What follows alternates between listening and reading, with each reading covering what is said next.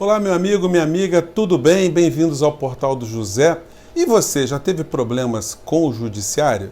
Olha, gente, a gente vai abordar um programa hoje, vamos fazer esse programa hoje aqui, sem nenhum tipo de ataque pessoal, tá bom? A gente vai tentar entender a estrutura do Poder Judiciário e, quem sabe, aí o nosso vídeo ele sirva de base, né, para alguma transformação no futuro, né? Pelo menos se as pessoas que gostam do direito e têm um incômodo com as coisas que a gente vê no Brasil quiserem algum tipo de subsídio, eu espero estar deixando esse material para essas pessoas, né?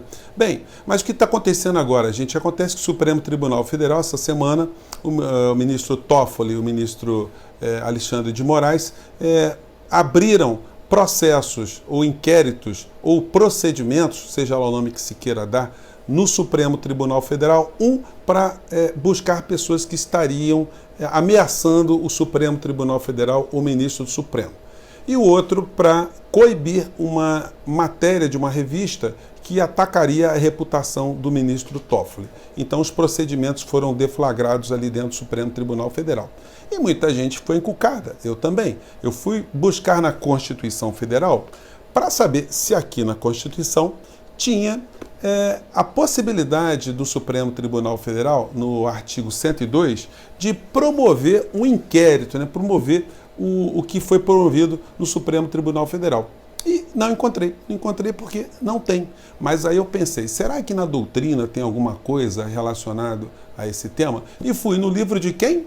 Do professor Alexandre de Moraes. Aliás, o livro é muito legal, livro poderoso, uma obra muito legal.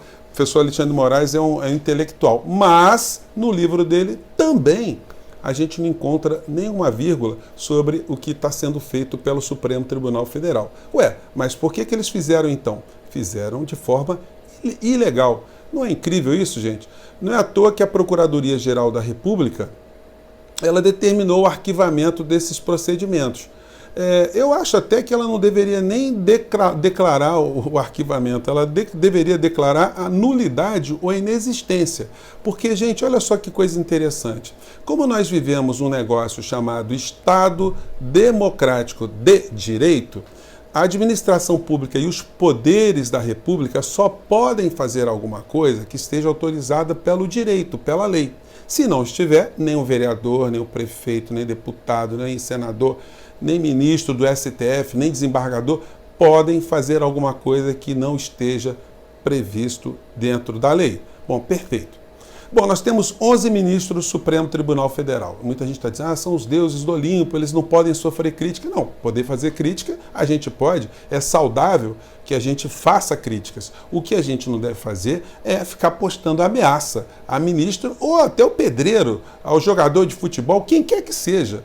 Ameaçou, se a ameaça ela tem fundamento, ela é idônea, realmente pode acontecer, de fato, quem está ameaçando está cometendo um crime. E aí tem que ser investigado se isso aconteceu ou não e aplicar sanção para quem está fazendo esse tipo de coisa. Se é uma brincadeira, é uma sacanagem, de fato, não tem que se processar. Mas como é que você sabe que uma pessoa está brincando ou não se você não conhece e as ofensas ou ameaças estão correndo na rede, né? Então eles ficaram incomodados, mas os ministros tinham que ter buscado a lei, ou seja, provocado a Polícia Federal ou a Procuradoria da República para poder cuidar desses casos, né, dessas supostas ameaças ou dessas ameaças, né? Mas por que os ministros estão ali, gente? De onde vêm esses ministros? É bom lembrar que os 11 ministros do STF e das Cortes Superiores são pessoas indicadas, são pessoas que são escolhidas dentro de pessoas que têm notório saber jurídico e reputação ilibada para comporem esses tribunais. Não necessariamente sequer o ministro do Supremo Tribunal Federal tem que ter formação em direito. Basta que ele tenha um notório conhecimento de direito e uma reputação que não possa ser atacada. E essas pessoas viram ministros do Supremo ou ministras do Supremo Tribunal Federal porque elas foram encontradas em algum lugar, foram buscadas, né? Olha, eu dou aula há mais de 2 décadas, ninguém nunca bateu na minha porta perguntando: professor José Fernandes, quer ser ministro do Supremo Tribunal Federal? Não, gente, ninguém bate na porta de professores porque não é assim que funciona. São as pessoas que querem buscar esses cargos, buscar essa posição, ou por vaidade, ou por querer contribuir com o Brasil, ou por uma questão intelectual, ou por outra razão qualquer. Muitas dessas pessoas passam boa parte da sua vida com esse projeto, de chegar até a mais alta corte brasileira. É legítimo. O que não é legítimo é o que acontece desde 1934, quando Getúlio Vargas colocou na nossa Constituição de 34, a figura do quinto constitucional. Por quê? Porque os tribunais no Brasil eram compostos só por juízes. Então se tinha uma ideia seguinte, mas sempre o juiz julgando, ele nunca vai dar razão a um promotor de justiça, ou nunca vai dar razão a um advogado. Então é interessante que a gente coloque pelo menos 1/5 dos tribunais com pessoas vindo da OAB ou do Ministério Público. Bom, isso tem acontecido nas nossas constituições todas, Constituição de 1946, até as constituições da ditadura militar e depois na Constituição nossa de 1988 tem a figura do quinto constitucional. Então todos os tribunais brasileiros, os tribunais estaduais e os federais e as cortes superiores ou superiores tem a presença de pessoas que não fizeram concurso para a magistratura, mas por conta das suas articulações políticas alcançaram essa figura de dizer o direito, de aplicar a jurisdição. Dizer o direito quer dizer jurisdição, juris de série, de ser o dizer o direito. Dizer o direito quando há conflito, no caso concreto, então essas pessoas estão ali. Então, o acesso ao Poder Judiciário, ele passou a ter esse túnel, né, onde muitas pessoas que muitas vezes são questionadas dentro das suas classes, dentro da OAB especificamente, né, acabam alcançando a posição dentro do Poder Judiciário porque são parentes, ou são amigos, ou são influentes, ou são parcelas, né, da esfera de poder de determinado Estado, de determinado grupo político ou de determinado momento histórico no país, né? Esse modelo nosso é um modelo só nosso? Não. Nos Estados Unidos você também tem esse modelo de forma até mais radical, né? Porque o juiz lá é eleito no primeiro grau, o promotor é eleito também pela comunidade, né? E acabam virando personagens políticos. Personagens políticos no sentido de fazer articulação, de buscar um espaço para poder ocupar aquela posição que almejam lá na frente. O problema, gente, que esse modelo brasileiro, ele acabou gerando espaço para muita promiscuidade. Promiscuidade porque é o seguinte, o cara quer virar desembargador e o cara sai se articulando, sai pedindo, porque depois tem que ser feita uma lista, né, para ser enviado para o governador ou para o presidente da República, e somente as pessoas que conseguiram se articular melhores nessa lista é que são enviados ao governador ou ao presidente, dependendo do caso. E o presidente vai escolher aquele que tem a melhor referência ou a maior proximidade política.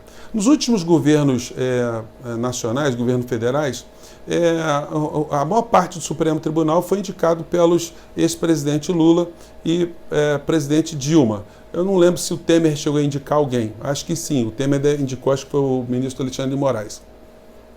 Não quer dizer que essas pessoas, elas sejam pessoas absolutamente comprometidas ideologicamente com essas pessoas. Tanto é que, muitas das vezes, a gente está tendo decisões extremamente surpreendentes. Pessoas que eram ligadas a um grupo político e que dão decisões contrárias a esse grupo político. O Poder Judiciário tem muitas mazelas, gente? Tem muitas mazelas. Tem muitas iniquidades? Entendo que sim. Por exemplo, férias de 60 dias, feriados gigantescos enforcados. Nós temos no Brasil feriados que ocorrem na sexta-feira e na quarta-feira os tribunais já não estão funcionando.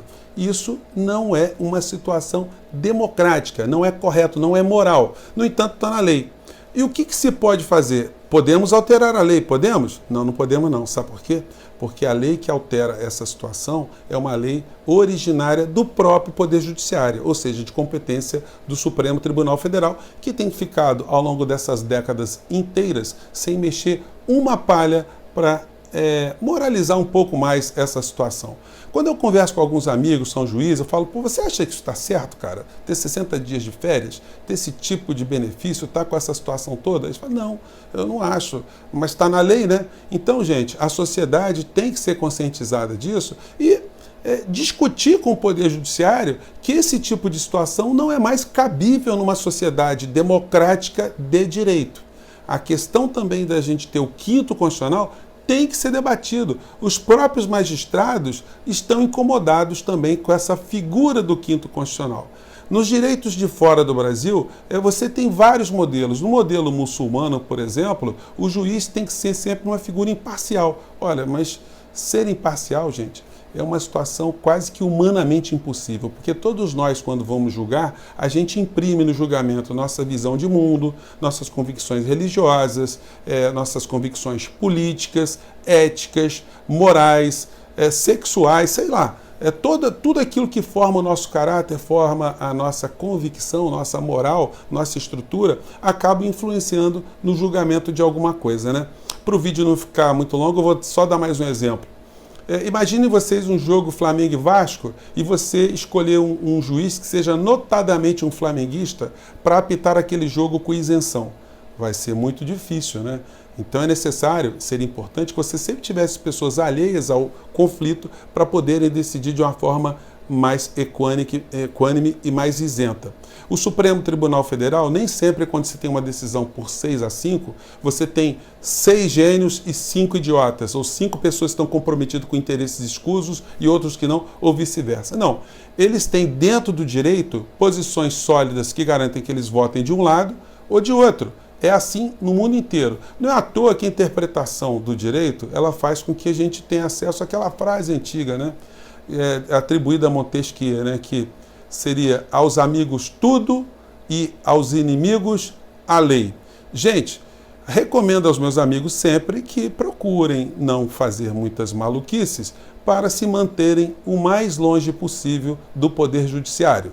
Porque se você fizer besteira e chegar nas mãos de um julgador, não se decepcione com a decisão, porque nem sempre o juiz vai achar que você está certo, tá bom?